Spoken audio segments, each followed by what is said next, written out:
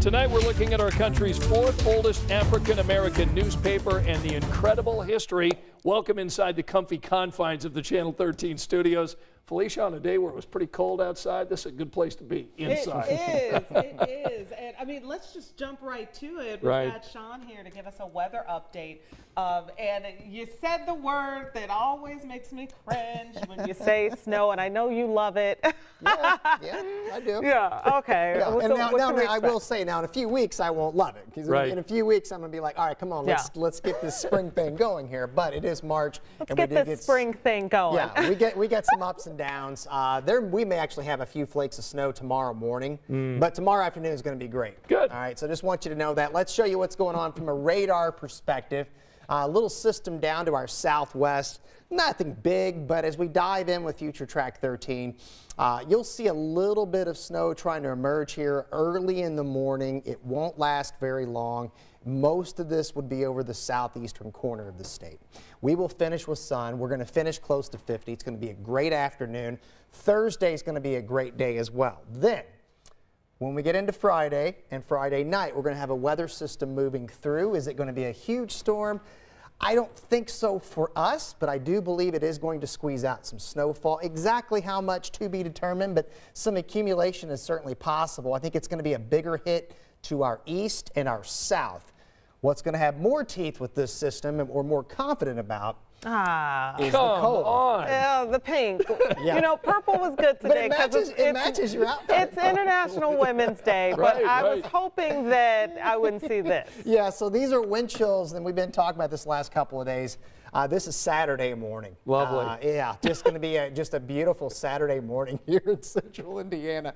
But man, the difference from Saturday to Sunday is going to be rather dramatic. So I don't want to give everything 70 away. degrees from here because look at this. Well, let's put it this way. I think it's going to feel probably 50 to 55 degrees colder or warmer on Sunday. Okay. All right. I'll take what I can get. Is that a trade-off for you? So we got to plan some indoor activities on Saturday morning. It's going to be better. After looking at all and even Saturday afternoon, the quote highs are not going to be very high. So, Felicia. I know. I'm What are you going to do about that? That was like a lot of news that I got to process right there. You got some time to work on it there. Okay, but spring is around the corner. We'll be there soon. That's right. Thank you, Sean. All right, let's say hello to some of our friends who are watching us tonight on Facebook. Tanya's with us tonight. Wilbur, Jeff, Kim, Teresa, Tyler's with us. Joyce from Versailles. Wes says, hi, Scott, Sean, and Felicia. Pamela saying hello, everyone. Jeff's with us tonight, so we're happy to have you wherever you may be watching our 10 o'clock streaming show tonight. It's great to have you wherever you may be watching. So we'll get back with Sean in a moment, but Felicia, we do want to talk about our big story that's going to be coming up tonight on 13 News at 11.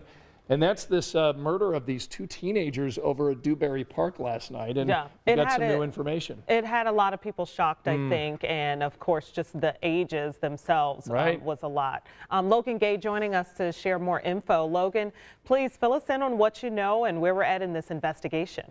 Yes, thanks, Felicia. And hey, Scott, thank you. You're right. The ages are just heartbreaking. What we know now are the victims. Their names are Devontae White. He was 14, and Isaiah Jackson, who was 15 years old. As you mentioned, they were shot at Dewberry Park on the northeast side. And so right now, investigators are trying to find out why the teens were in the park and who shot them. What we do know, like I said, they're at the park and they were dropped off at the park. And so the investigators are asking parents or people who might have been in the area to come forward with information about what they may have seen or what they even heard, because right now they don't have any suspects that they've released.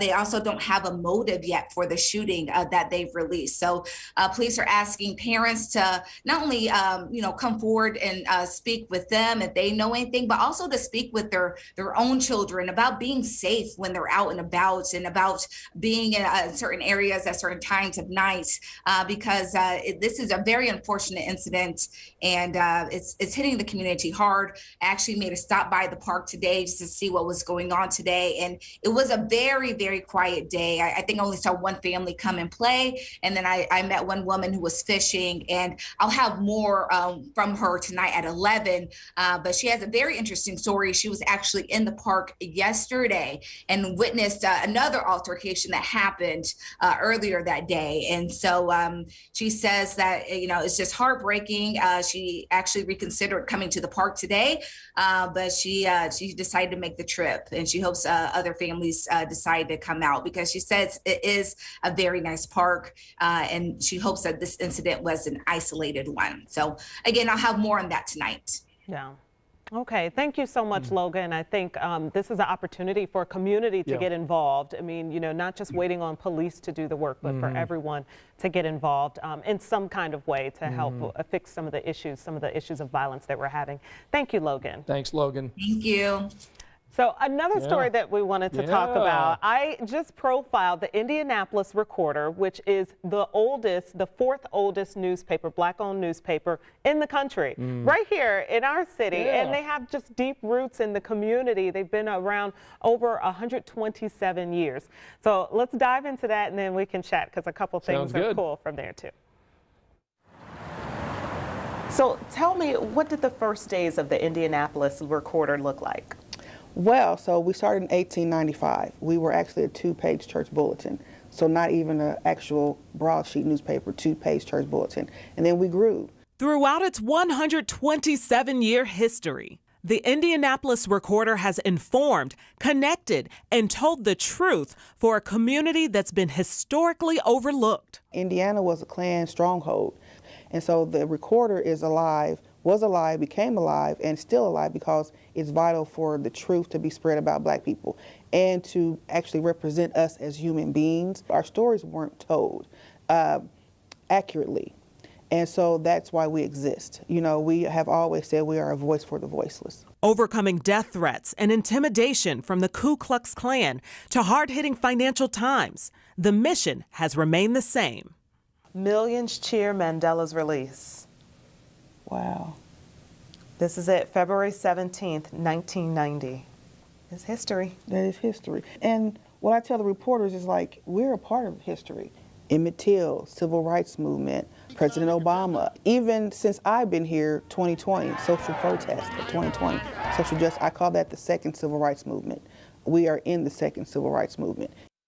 In 1990, businessman and publisher Bill Mays and his family stepped in to financially reinvigorate and help secure this paper's legacy. He wanted to see it live to 100.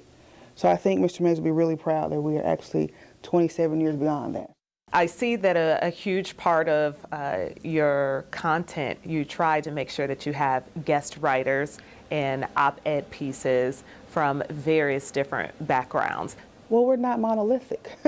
We are not just one voice. We don't all look the same, talk the same, dress the same, think the same. So why should we all have the paper just be only one voice? That's not fair to our community. That's not full representation. Look, they're announcing a marriage. That's so cute. Yeah. It's also cool to see the ads here. Yes. Right? It's and the prices.